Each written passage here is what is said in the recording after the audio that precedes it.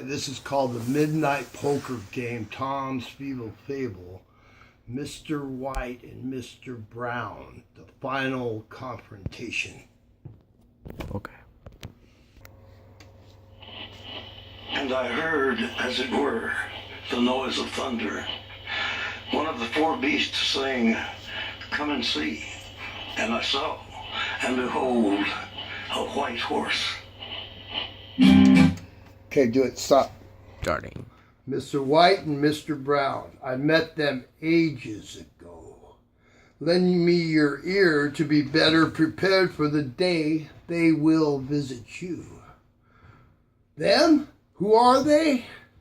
Everyone who knew them best agreed on three things. To know them was to know hate. The longer your correspondence, better too your understanding of suffering, agony, torment, and inevitably slavery. Slavery, a vague word for being owned by Satan himself. If you ran into one, the other wouldn't be far behind, thick as thieves. Sure, I worked for them. Eventually, we all did. Became part of the crew. Never listened to them. Their words, sweet like honey going down, soured like vinegar to your core, promised a rose garden, delivered thorns. We all had been ripped and torn, scars on scars. Abscess, boils fester. Still, when they came around, we were happy to see them. The second thing we all agreed on was that they were both liars. Everything they told us was a lie. The dreams they offered turned out to be nightmares. Nothing they gave us was free. We would pick up the tab or at least pay the price. They came to collect like thieves in the night, to kill, steal, and destroy. The third thing we agreed on about them was that they liked to play games. They played a game called Ruin Me, and they played that game with everyone all the time. The difference was in how they played it. White was more into torture, so played it slow. Brown often didn't waste any time. We became the walking dead. Each step we took with them brought us further from ourselves, closer to the flames. I tell you my story, not for your enlightenment, but my deliverance. There you have it, the selfish truth. Still, as I write, I feel it somehow manifesting, taking form. My soul screams, "Pluck out thine own eyes now, for this cancer will sound on your eyes like the plague gnawing at my brain, replacing all rational thought. Scars on scars, abscess, boils, fester." True, my last sane advice sounds to you like the cancer eating at my brain, the plague chewing at my core. Read no more. Pluck out thine own eyes now. Lost in a surreal illusion deep inside the abyss of a madman's mind for all eternity? Or blind? You've already made your choice. My soul screams.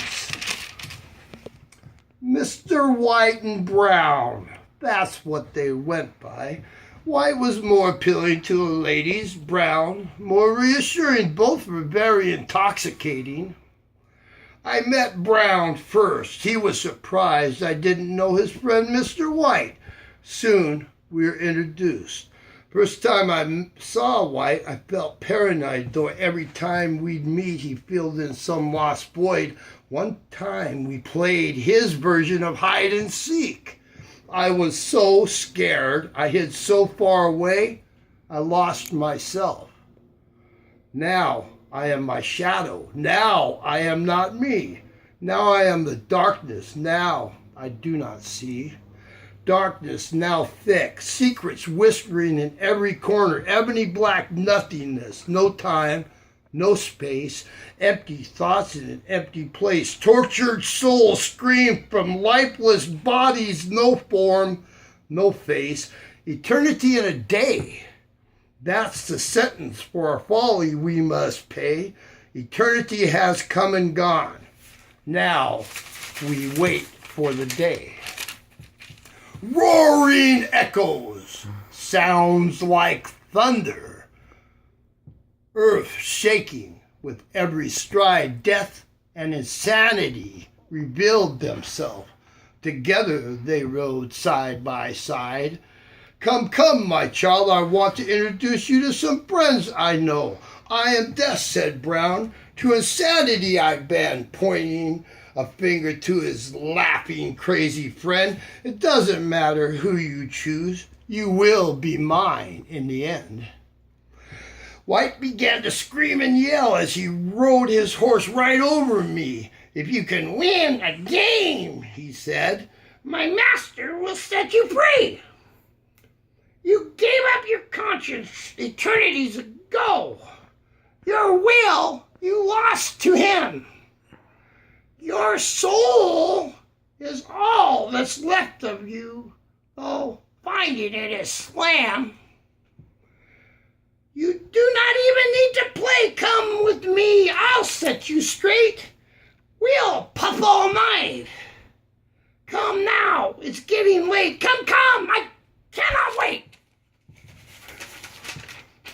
White tried to lift me onto his horse. Brown shot fire at me. I had no fear because I knew in my heart God wanted us all to be free. He lifted me out of the darkness, pretending to be my friend. Light engulfed all of us. I knew this was the end. In the light, my soul found me. I remembered why I was here. I had played their game many times before. This time, it became quite clear. Years before I fought a fight they called the game, don't you know? It took eternity to pay the price. You do reap what you sow. The fight I fought had already been won. With Jesus' last breath, he told us so. He suffered betrayal, sorrow, and more pain than we will ever know. Right then, I realized we're all sitting on God's lap. Those two sinister guys had rode right into his trap. White squeezed my hand, pulling no more tricks up his sleeve. I fell to my knees praying, God Almighty, release me from my enemies. I pulled, White fell and fell and fell. It's a long, long way to hell. I couldn't stay to watch death die. I turned and walked away. But I heard they're both still falling to this very day. One thing's for sure, I'll never look back. This moment is all I know. The choices we make today is who we are forever. That's why, with God, I know. And Brown's alias was heroin. White was also known as meth and cocaine. Cut. Pause. Good. And I heard a voice in the midst of the four beasts. And I looked, and behold, a pale horse. And his name that sat on him was Death. And hell followed with him. That's it.